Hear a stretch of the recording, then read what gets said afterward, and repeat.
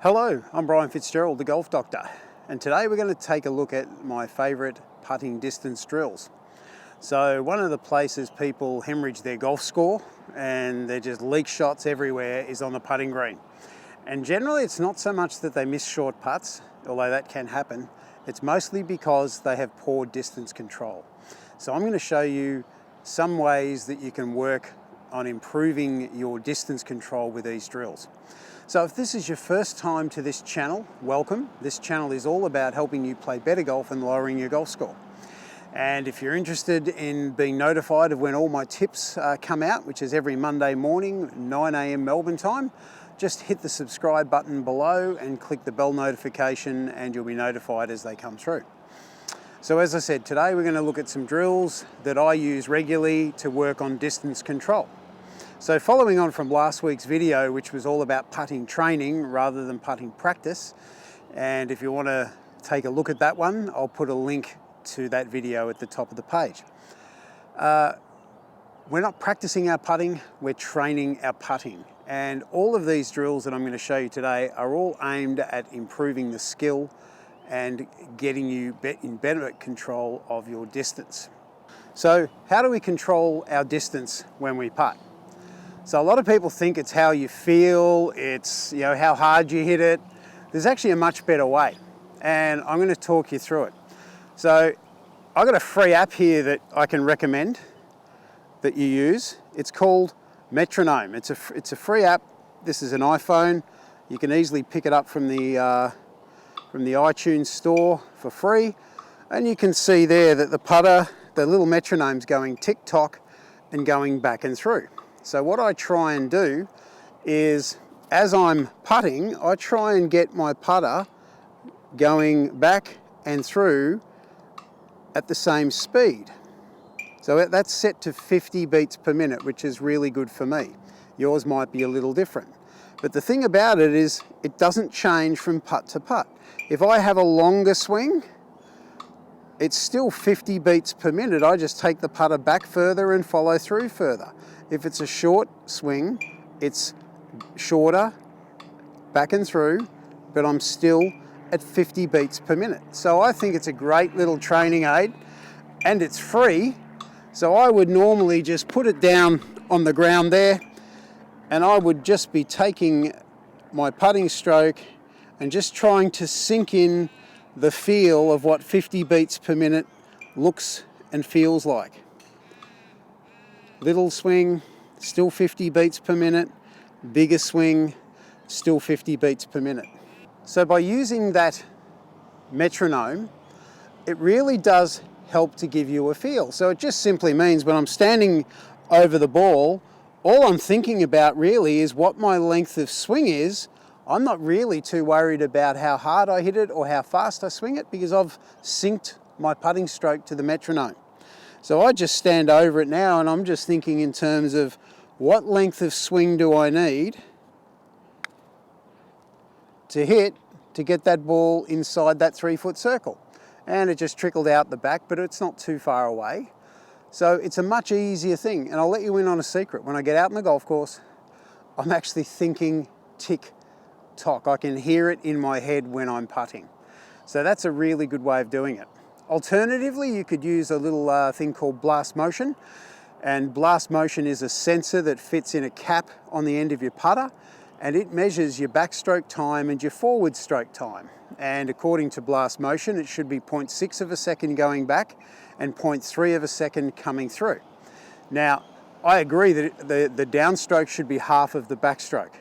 And if you think about, I'm contradicting myself to the metronome.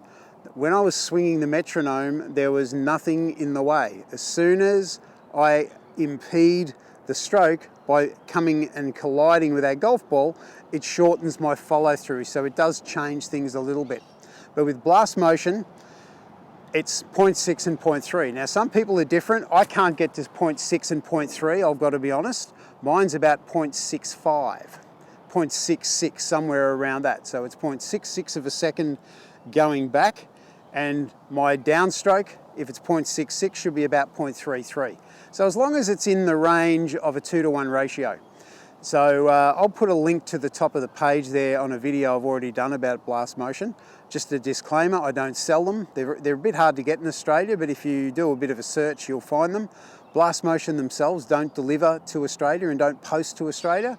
So you'll have to find an alternative way of doing it. But yeah, I believe in the product. I wish I could get more of them. We could easily get more in the hands of people, but do a search. If you're in America or England, I'm sure that they post straight to there.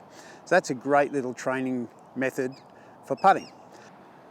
So the first drill that I've set up here is one of my favorites. I have a 3-foot circle in the distance there. Doesn't matter whether there's a hole there or not. The aim is to get my ball into the 3-foot circle.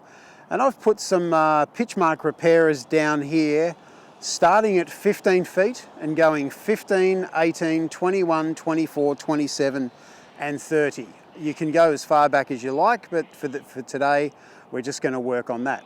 So the object is we have one golf ball. So I'm a big believer in one ball training because we have to try and recreate what the real game of golf is during our training sessions. So to the best of my knowledge, we use one golf ball on the golf course, unless of course we've lost one, then we get another one, but we're only really having the one ball in play.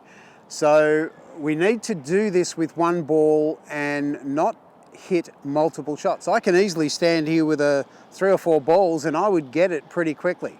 First one I might hit long, the second one short, the third one just right, and then I might be able to repeat that for a few. The problem is that's a skill that you never need to learn on the golf course. On the golf course, you have to do it right the first time. So as much as this is a physical thing, it's also a mental thing. We've got to train our brain to do it right the first time. And that's where this particular drill comes into its own. So I'm going to hit this one. We're going to start at 30 feet and we're going to see how I go. I'll move this across here. It's going to go a little bit right to left.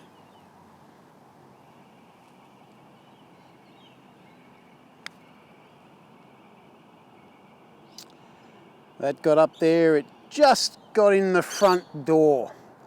So as much as I feel like wanting to hit another one, we don't want to do that. So I might just knock this pitch mark down so I know that I've hit a putt from here. I'll go and pick the ball up and then I'll try from another one of these. Okay, so the next one I'm going to do is I'm going to go from 15, 16, 18 feet and we'll see how I go.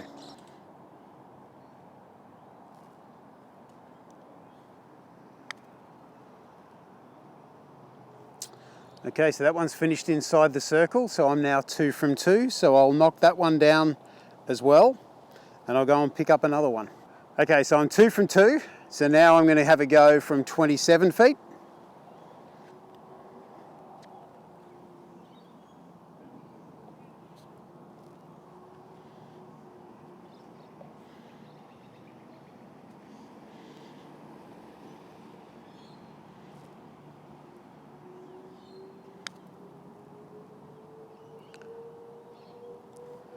And that one's just snuck in there, so I'm 3 from 3.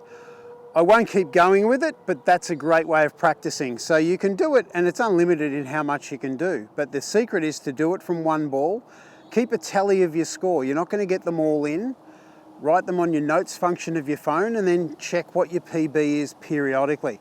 But that is a really good drill to do to try and work on that distance control. So between those 3 methods, I think you'll find you can get better control of your distance and speed.